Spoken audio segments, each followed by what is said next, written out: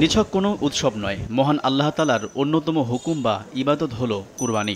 রবের সন্তুষ্টি লাভের আশায় তাই ঈদের নামাজ আদায়ের পরই শুরু হয় পশু কুরবানির আনুষ্ঠানিকতা।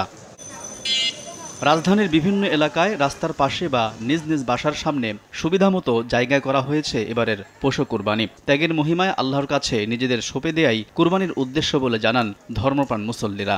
আনন্দটা অন্যরকম যে এই আল্লাহর নামে কোরবানি দিচ্ছি। এটা আল্লাহর নামে কোরবানি, আল্লাহর নিয়ম মাইনে আমরা চলি, আল্লাহর হুকুমে চলি। অন্তরটা আমাদের ক্লিয়ার করতে হবে আগে, যদি না হয় তাহলে অন্তর ফ্রেশ না হলে কোরবানি হবে না। নিজেদের উদ্যোগে বর্জ্য পরিষ্কার করতে দেখা যায় বিভিন্ন এলাকার বাসিন্দাদের। আমরা যদি এখন পরিষ্কার না করি ৪টা-৫টার দিকে তো আমরাই গন্ধের জন্য বের হতে পারবো না। সোসাইটির অপেক্ষা না থাকে আমরা নিজেদের ময়লা নিজেরাই পরিষ্কার করি। রক্তটা প্লাস চামড়ার যে বর্জ্যগুলা এগুলা নির্দিষ্ট স্থানে ফেলার চেষ্টা করতেছে। বর্জ্য অপসারণে মাঠে আছে ঢাকা উত্তর ও দক্ষিণ সিটি কর্পোরেশন। সোমবারের মধ্যে নগরী পরিচ্ছন্ন করার কথা জানান তারা।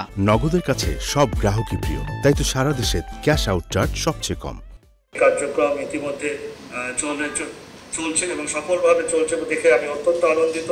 সকলের নির্দিষ্ট স্থানে বর্জ্যগুলো যেন রেখে দেয়।